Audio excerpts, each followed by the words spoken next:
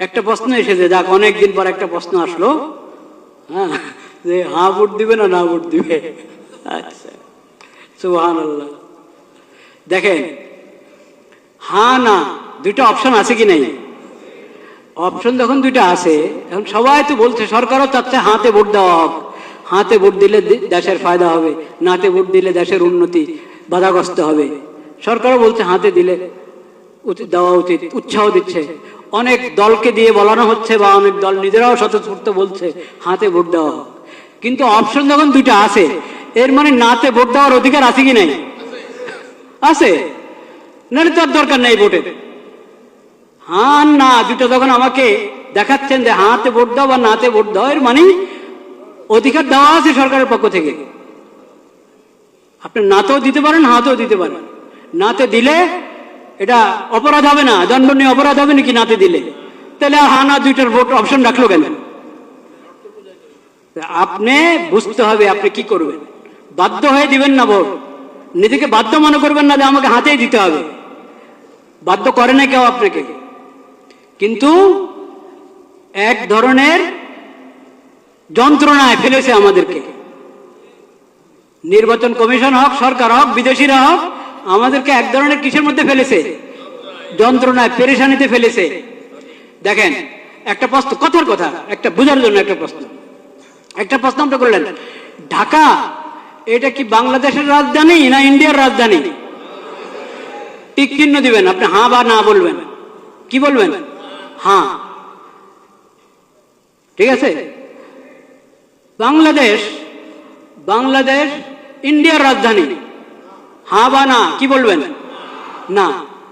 এখন আপনাকে প্রশ্ন করে, ঢাকা দিল্লি এটা বাংলাদেশের রাজধানী না, কি বলবেন? ঢাকা এবং দিল্লি বাংলাদেশের রাজধানী, দিল্লি এবং ঢাকা ইন্ডিয়ার রাজধানী, কি বলবেন কোন? এখানে যে এরকম করে রেখেছে 5-6টা জিনিস, আপনি হ্যাঁ বললে সবগুলোকে হ্যাঁ বলবেন, না বললে সবগুলোকে কি বলবেন? কেন অপশন নাই? কেন 5টাকে আলাদা আলাদা ভোট নেন? আপনাদের কি সিলের টান পড়ছে, না কালি কাগজ, না কিসের টান পড়লো?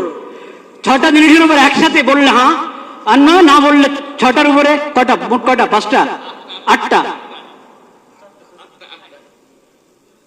আচ্ছা যাই হোক, যে কটার উপরেই সবগুলোর উপর হ্যাঁ বললে সবগুলোর উপরে হ্যাঁ, না বললে সবগুলোর উপরে কি না?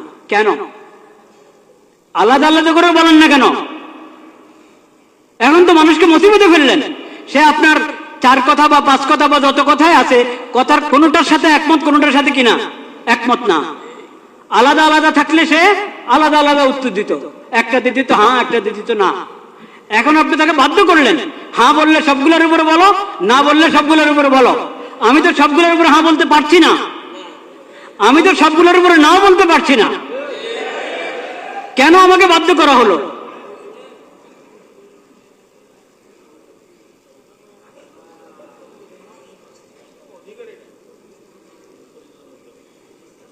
একটা পেরেশানি, একটা যন্ত্রের মধ্যে ফেলা হলো জাতিকে। ভোট দিলে সবগুলোর উপরে হ্যাঁ বলো, আর না বলতে হলে সবগুলোর উপরে না বলো। কিন্তু আপনারা ভয় পাবেন না, হার মধ্যে যেহেতু অনেক অন্যায় কথা আছে, আপনি বুঝে শুনে ভোট দেন।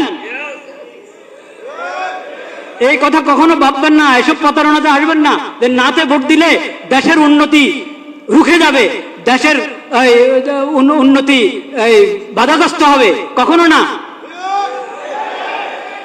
দেশের কিসমত যদি ভালো হয়, জনগণের কিসমত যদি ভালো হয়, শাসকদের যদি নিয়ত ভালো হয়, তাহলে না ভোট, সবাই নার মধ্যে ভোট দিলেও দেশের উন্নতি চলতে থাকবে ইনশাআল্লাহ। আর যদি নিয়ত ভালো না থাকে, কিসমতও ভালো না, নিয়তও ভালো না, এমন যদি হয়, তো সবাই হাতে ভোট দাও, কাজ হবে না, কাজ হবে না। ভোট একটা আমানত, ভোট একটা আমানত, এটাকে বুঝে শুনে ব্যবহার করেন। এটা অধিকার, এই অধিকার, ভোটের অধিকার একটা আমানত, এই অধিকারকে বুঝে শুনে ব্যবহার করেন,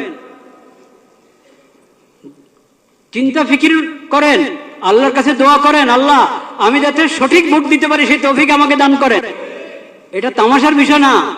প্রতারিত হয়ে বাধ্য হয়ে ভোট দিবেন না, লোভে পড়ে ভোট দিবেন না, চিন্তা ভাবনা করে, এবং এটার জন্য দোয়া দুরূদ পড়েন, সালাতুল হাজত পড়েন, অভিজ্ঞদের সাথে মশাওয়ারা করেন, নেককার দিনদার মানুষের সাথে মশাওয়ারা করেন। শুধু নামের ভিত্তিতে আপনি ভোট দিলে হবে? শুধু মার্কার ভিত্তিতে ভোট দিলে হবে? শুধু মনোগ্রাম দেখে ভোট দিলে হবে?